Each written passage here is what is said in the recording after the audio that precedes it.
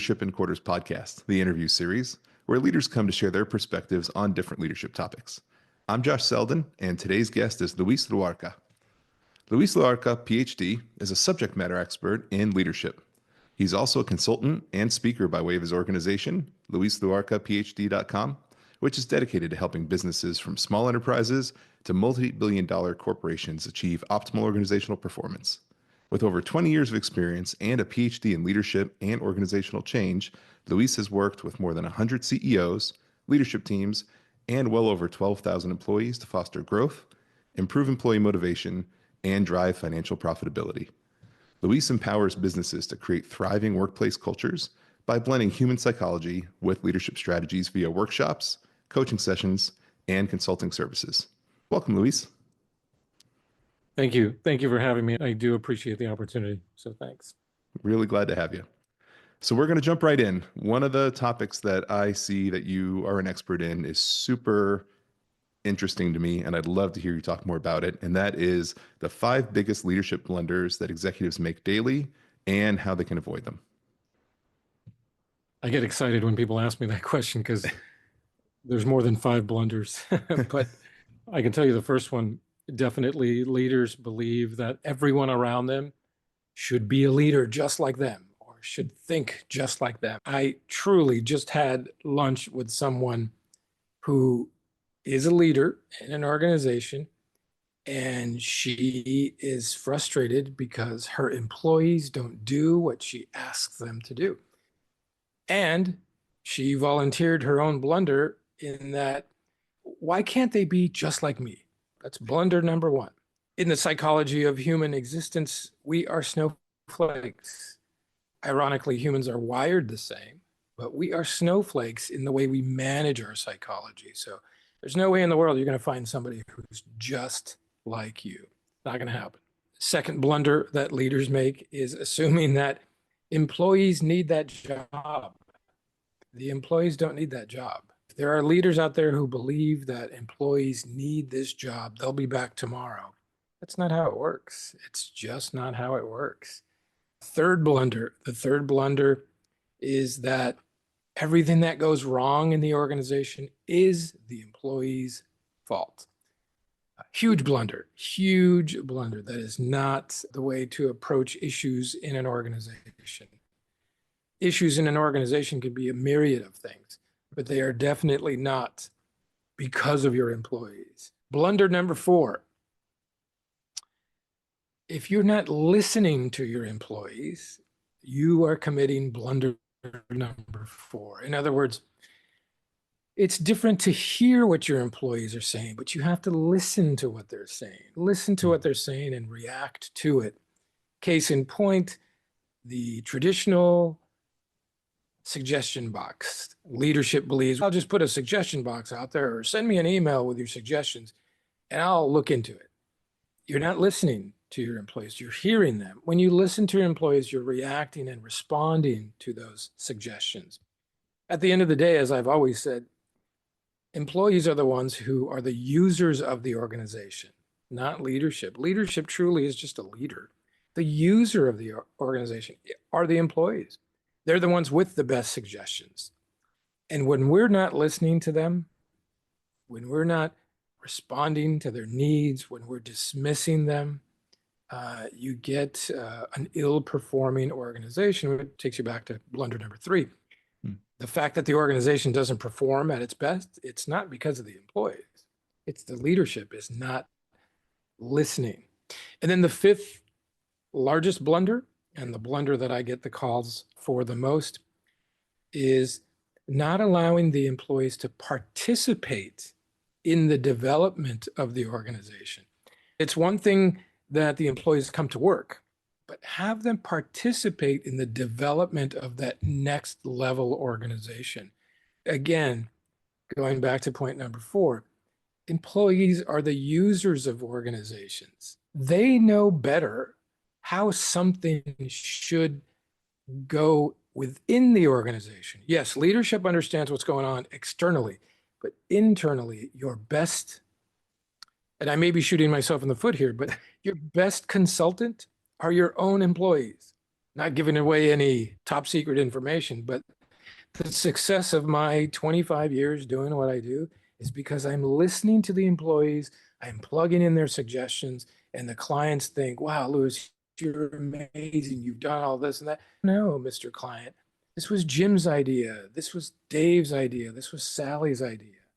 It truly is a blunder when leadership simply views employees as a payroll number, when in fact, the smartest people in the organization are the people out on the shop floor, the people out in the field, the technicians, the machine operators, the accountants, et cetera, et cetera. Yeah, so there you go. 5 blunders. Stop doing those 5 things. You are a leader out there. Yeah, perfect. So if Yeah. we can, let's unpack some of these. So blunder one, and you gave an example of somebody who wanted to know, why is everybody not the same type of leader as me? And I'm a firm believer that if we have a leadership team full of the same leaders, your company's going to fail. The benefit of diversity of thinking and diversity of experience allows us to bring different perspectives in to achieve amazing things. And if not, we just have tunnel vision and one way of thinking, and that never really promotes growth. So, in your experience, when you have somebody like that, how do you help them overcome that hurdle of kind of getting over their own ego of wanting everybody to be like them? I will tell you, I'm an accountant by trade. My background is accounting. That's how I actually got into this. When I first started doing all of this, I wanted to take a deeper dive into what influences the financial posture of an organization. Yes, it's sales, but it's also how humans interact within the processes of the organization. So it really boils down to data. So I get over leadership's ego based on data. And I show them that primarily, if the organization is performing XYZ, then the data is going to show you XYZ. But if we can tweak or pivot, nowadays the word is pivot instead of change, but if Yeah. we can pivot some of our internal operations for the better and prove that based on data, then, as I've always said, on the accounting side of my brain, data tells its own story. I don't have to sell that. I don't have to convince anybody of that. The data tells its own story. So if you can capture the variance or the delta of the organization performing XYZ versus the organization performing ABC after you've made a tweak, a pivot, then the data itself should prove your story. One organization I worked with that I eventually became a minority shareholder, the organization in its producing what it makes could not deliver their product within 45 days of fabrication. Wow. And even if they did ship that product, it would come back rejected by the customer based on quality issues. Again, we made some tweaks, we made some pivots, we adjusted what the data was telling us so we can adjust accordingly our throughput. Eventually, we got down to a 5-day lead time with 0 rejection from the customer. And all we really were doing was validating, testing, beta testing data. I've seen a lot of leadership who believe, wait a second, I could do this myself if everybody just thought the way that I thought. Okay, if you thought from a mathematical perspective, then you would understand that it takes everybody to make these tweaks, not the fact that I'm the president, listen to what I'm doing. That's not how it works. It's not how it works. And I will tell you, the ego is the largest hurdle that I do have to overcome, but it's super easy, particularly for me after 25 years. It's super easy to overcome that. And then listen, I'm not afraid to admit that sometimes when I can't get over somebody's ego, I just terminate that contract. Wow. In 2023, I terminated 2 contracts because these leaders could not get out of their own way. Of course, they were in my way. And let me just say one funny thing about this. There's a podcast out there of Jeff Bezos. I don't remember who the host is on the podcast, but it's a 2-hour podcast of Jeff Bezos. And halfway through the podcast, the hosts ask Jeff Bezos, why did you leave Amazon? And Jeff Bezos said, I realized not only was I the CEO of Amazon, but I was the CEO of getting in my own way. And I thought, oh my gosh, that is so profound. Yeah. There are leaders out there who are just in their own way. And yeah, I can get over that those type of leaders. But once in a while, I don't have the energy for it, and I just terminate the contract. The ego is a very difficult hurdle to get over for some people. I can imagine. It's ironic when you have somebody reach out for help or for consulting saying, "Hey, I'm aware we have a problem. I need your help." And then once you're there, they don't want the help. Oh, it's fascinating. And again, this one group, it was two owners. I was showing them accounting data in preparation for, hey, look, here's what your current data is telling you. Here's how we're going to tweak that. They didn't believe the data. So I thought, yeah, this is going to be really hard. I had to go. Yeah. Wow. I love hearing data because I'm a very data-based leader in my own organization. And to your point, data doesn't lie. It takes the emotion out of it, it takes the assumptions out of it, it takes the bias out of it. Obviously, you can make biased database decisions, and the risk with data is you always get into analysis paralysis, right? You just Sure. over evaluate the data. But at the end of the day, data takes all of your variability and variables out of it, and it's the facts. And Sure. like what you said, it's there to ground everybody to say, regardless of what you think, regardless of what you think the situation is, as leaders, especially executives or higher up leaders, you're not out on the floor with the executors all the time. And so data is what brings you back and I think grounds you from what you think. Sure, it's the old Sergeant Joe Friday theory. Just the facts, ma'am. As long as the facts are accurate, The data is auditable, then yeah, the data should be telling you a story. And that story is going to be one of two things. Hey, you're doing great. You still want to audit that. But the data could tell you, hey, look, here are some anomalies, and you got to root cause analysis. You've got to go back and see what's causing that and make those pivots, make those change. And when you have the employees participating in that entire process, not only does it become super easy to do, but the employees take ownership of that. Because at the end of the day, the employees need your organization to succeed just as much as you do. Employees have families just like you do. So employees are probably more interested in the success of the business than most leadership is. Using the employees in a participatory aspect, it's huge. It's just a huge opportunity for any organization. So let's talk about that because I'm also with you there. I'm a firm believer that getting their buy-in is very easy when they're involved in the process, when they're involved in the development. When they can say, I helped make this, then it's very easy for them to own it, as opposed to us sitting in a room for 5 hours, never stepping foot on the floor, seeing what our decision impacts, and then going and saying, hey, we needed you to do this now. We're going to go change how you do this. How do we get leaders to change and flip their thought process on that? And what approaches have you seen work for other leaders that say, hey, here's the problem I'm trying to solve. I'm trying to do my root cause analysis. I'm now triggering myself to say I need to go involve all of these people because at the end of the day, all of us leadership rotates. Our consistency is on the floor, our consistency is our executors. So, how do we get these rotational leaders to really trigger in that process? And what has succeeded in the past? I would say that's twofold. Number one, we first have to understand whether this leader has a phenomenal ego or not. There's all kinds of different types of leaders. Transactional leaders, transformational leaders. I've always said the doughbird type of leader is that altruistic leader. More often than not, leadership will always look for a solution when things are bad. They rarely will look at their employees or their internal opportunities for change because of that ego. When you do have that altruistic leader, he or she already knows, oh, wait a second, I'm also an employee here. I'm not the owner. I'm not the president. I am the employee. It takes that type of leader to recognize this is bigger than me. This issue is bigger than me. Let me go talk to who these experts are. And it's rare. It's very rare for most leadership to admit, one, we got a problem. Two, I'm going to go talk to my employees about it. It's the old suggestion box. It does take a lot for a leader in any organization, whether you're $1 million business, $300 million business, or whether you're a $1 billion tech company. It does take a lot for these leaders to get over themselves, like Jeff Bezos said, get out of their own way so they can go down to the shop floor, they can go out to the field and ask not only for help, but what would you do? What do you think we should do?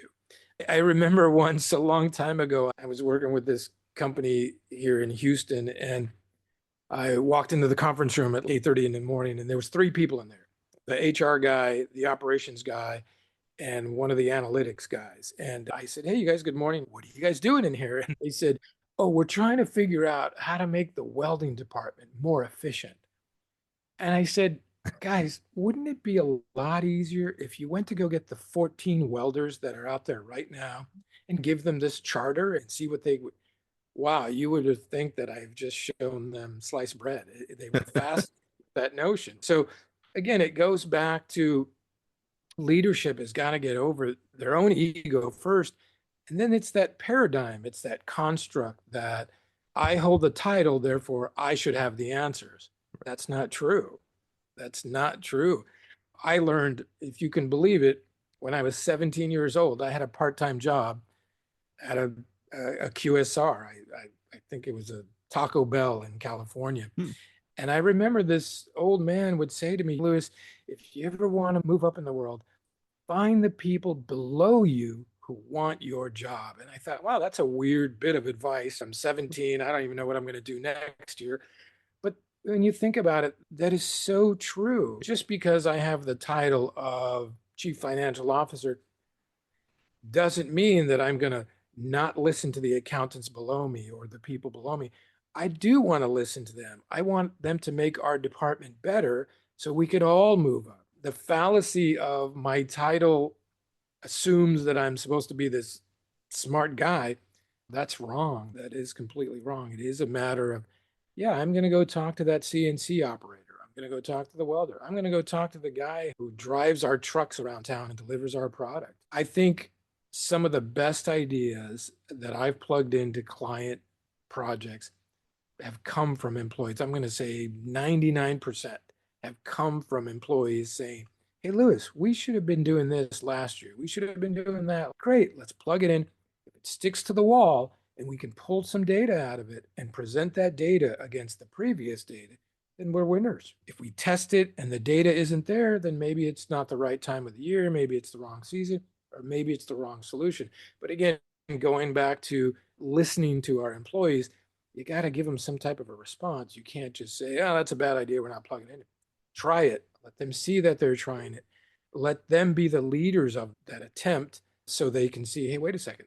Somebody's listening to me. I'm participating. This is bigger than me. It's great. This is what I want." There are ways to get over those egos. There just is. I've seen it. I've done it.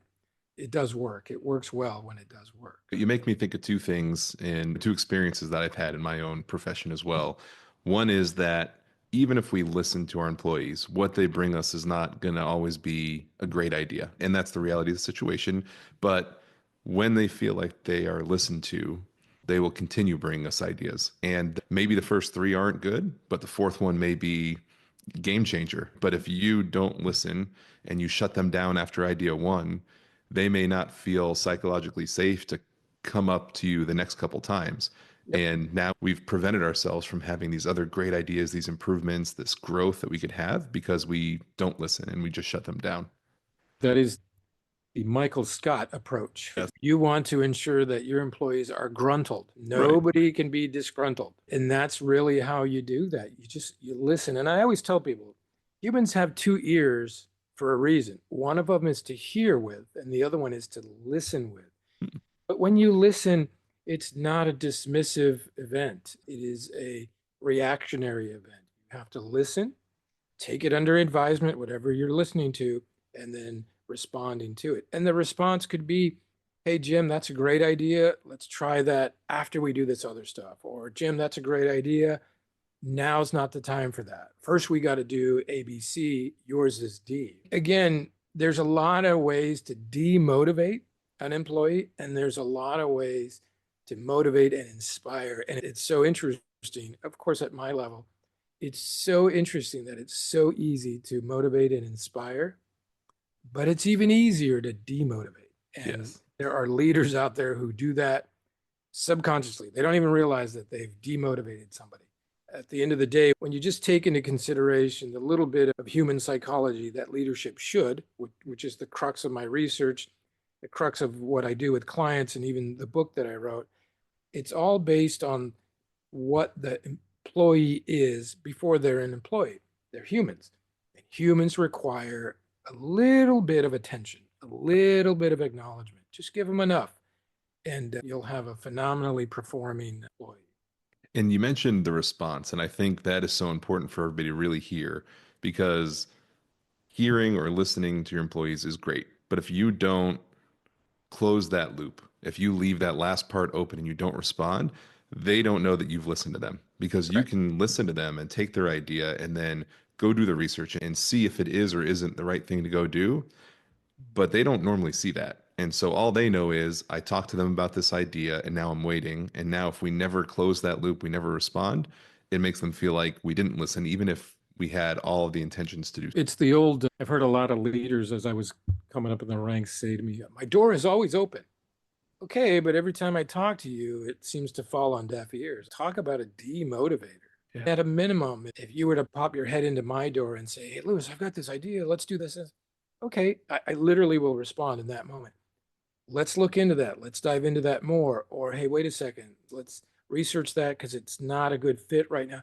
But again, that human is looking for a little bit of attention, a little bit of acknowledgement. And again, as I said earlier, those employees are probably more motivated and concerned about the company's success than you are.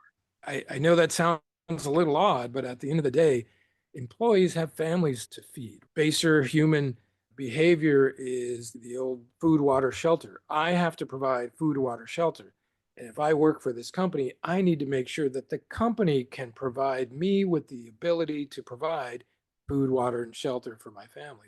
That is the basis for allowing employees to participate, because they want to participate, make the organization better, make their job better, motivate themselves, inspire themselves, but also secure the well-being of their own family. And so with that, the other thing that you made me think about is, I guess, a combination of the listening and the blaming, where nothing is my fault as the leader. It's got to be the employee's fault. I don't love it. I love when I see that leaders don't listen to people, and especially when there are warnings. Hey, this thing's too heavy for me to lift, or hey, this isn't going to work. Based on my experience, I've been doing this. I'm an operator. I've been doing it for 20 years. I've seen this before. It's not going to work. And we're like, no, trust me. I went to school for this. Trust me. And then it doesn't work, and the leader's shocked. And there's just that, I can't believe it didn't work. Why didn't you tell me about this? And that kind of leadership situation and relationship with the employees just blows my mind every time it happens, but it always seems to happen. And it does. And unfortunately, again, ego plays a significant role in that. And part of that ego, or if you will, a subcategory of that ego, is the title. I have the title, I have the knowledge, even though I don't, but the title gives me the notion that I have the knowledge. Therefore, I'm going to strut that knowledge around. The worst case scenario is when you have in an organization those leaders who grew up in the company, the son of the owner. So they do know, I know exactly what you're going through because I grew up in the shop. Wait a second, that was 20 years ago, things are different. I think what happens a lot of time is that ego in that leader, along with that title, believes that everybody's watching. You're the president, you should be able to make this. So the assumption is, I have to get this right. So the direction that I give my employees has to work because everybody's watching, which, by the way, everybody is watching. As I said earlier, employees are more concerned about the success of the business than the leadership is because they're human. We're all human. The hurdle is that leader has to recognize that, wait a second, that employee has a voice, that employee has an idea. And yeah, that employee's been working on that task for 40 hours a week, for 5, 10, 15 hours a week. They probably do know a little bit more about that topic than you do. Yeah. I think what happens with leadership is this confusion that because I have the title, I should know about taxes and payroll and sales and marketing and margin versus markup and HR issues. Jack Welch wrote in his very first book, Straight from the Gut, that he didn't take GE from I think it was a $4 billion organization when he took the helm in the 90s. He took it from 4 billion to $44 billion. And in his book, he said, I don't know anything about airplane engines, home appliances, or capital financing. He said, but I found the right people that did know that stuff and I hired them. And I remember when I read that book, I thought, wow, how profound. This guy who is back in the day, he was the darling of business management. And he confessed in that book, I didn't know what I was doing. So I went to find the right people to do that. So a lot of leadership are embarrassed to admit, hey, this guy, this CNC operator, this forklift driver, this marketing executive probably knows more than I do. And I think that's a shame. I think a lot of leadership truly should, I call it the Jack Welch model. Hire the people that you need in the areas that you don't know about. It's really just that simple. It is very interesting, and it's important. I think the message with a lot of this is, as leaders, we need to be humble, and a great role of leadership is surrounding yourself with the right people to take on the task that you need to go do. And our job is to energize and motivate and support those people, and that's how we be successful. Yeah. And again, it's super easy to motivate and inspire an employee, Right. but it's even easier to demotivate. The opportunity is out there for leadership to get it right. And all you really got to do is ask your employees, get them Right. involved. That's right. So thank you for sharing the blunders. And obviously, we learned about the 5 blunders, and we learned a lot about ego and its incorporation with these blunders. Before we go, what is the one lasting piece of advice or thing to do with ego and blunders that you'd like to leave with the audience? If I could leave the audience with one thing, which is what I leave all my clients with, just listen. You have 2 ears. Use one of them for listening. There's so much you can gather from listening to your employees. In that listening, you'll be able to get over yourself. In Jack Welch's book, he quoted his mom, where her response to one of his questions when he was young was, get over yourself. I think leadership truly needs to get over themselves by just listening, because when you listen to employees, you're going to learn something. Not only are you going to learn that those employees, they're there to support you, but they've got great ideas. They've got amazing ideas. Listen to the employees, because again, they are the users of the organization. Perfect. You heard it. That's listening, active listening, very big leadership topic that we need everybody doing to take to heart. So thank you, Luis. Thank you for your time. I appreciate it. Everybody, Luis Luarca, PhD. If anybody wants to know any more information about him, I will put his information in the description of this episode. And if everybody wants to contact me at leadinquarters@gmail.com, if you have any questions for Luis, we'll pass those on. You can also find the YouTube page, YouTube at Lead in Quarters, and then the normal podcast we have on Apple Podcasts, which is Leadership in Quarters. Luis, again, thank you so much for coming on the podcast and sharing your expertise with everybody. Thank you. Thank you for having me. I really do appreciate it. Thank you.